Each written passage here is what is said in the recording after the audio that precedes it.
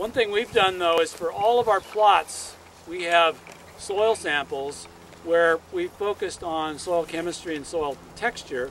And so for that site, BC10, it's one of the results of this study is that there are some soil elements that play a big role in predicting whether a site is likely to be native dominated or exotic dominated.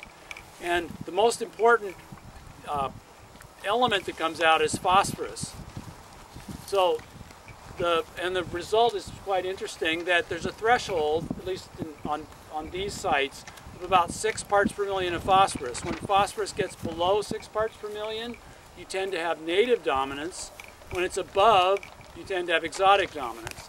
Because this shows up consistently across valley grassland sites throughout the parks, that the lower phosphorus gives an advantage to the native species, because it means the exotics, which are often things like annual ryegrass, they grow better with higher nutrient levels. The native plants don't necessarily grow better, but don't do as poorly. So then the grazed site over the hill has been around that 2 to 4% level. This ungrazed site has been high. It's been up at 20% and then down at 6%. It's fluctuating. So this gives us, I think, a good starting point for developing some management objectives, that trying to get that high phosphorus site over the hill up to a level of 20% or so Nacella may not be, or purple needlegrass, may not be the right objective for that particular spot. Whereas over here, where we have numbers that have been as high as 20 and are now down to 6, I think we take Joe's advice here, that may be a place where grazing would produce a better response there because of that particular response to that site. Now, for managers, this is big trouble, because what I've described is a pattern that is a landscape level pattern of soil differences that are not mapped.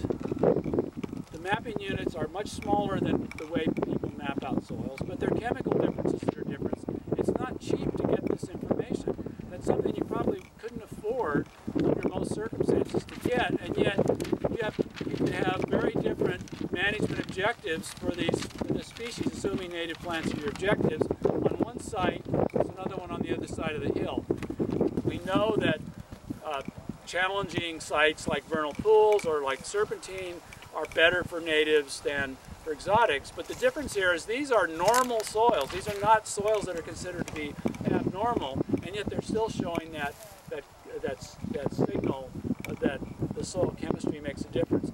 And we know, for example, that in this region, that cultivation plays a big role in this. That one of the best correlations with absence of perennials is actually whether the land is cultivated or not. So Dina Robertson, who used the data from this study in the first couple of years of it, did her master's thesis on this, and she found that more fertile soils had fewer natives, but those were also soils that were cultivated. And so when she went back to the aerial photos and looked at cultivation history, that was the best predictor of what you had. And so history does matter. So say you were a manager with influence, and you worked for a local water district or a local park district, and you were under some pressure to increase native grasses. One approach that I'm sure, having been your student, that you would approach this would be to say, well, what is the potential to, how can we sort of synthesize this information to identify what the sites would be that have potential, and to show some increase. And it sounds to me you've given us three things that I think we could look at. One of them is whether or not the site shows some kind of high productivity, like that it supported a lot of thistles or something like that. Another one would be, I don't think you said this, but I'm interpreting that if a site already has a lot of native grasses on it, then that is probably a site with high productivity. High potential. And then the third one, I've already forgotten. Cultivation. Cultivation, history of cultivation. So anything else besides those three? Because you could map those things. No, I think that's a great start.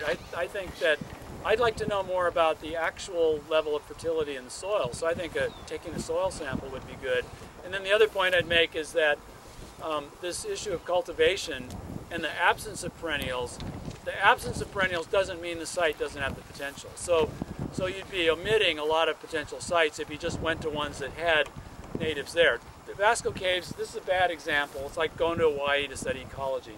There's lots of diversity in the native species, but this is unusual. There are lots of valley grasslands that don't have any because of past history, or even because there may not have been any perennials there in the past, so you can't use that indicator.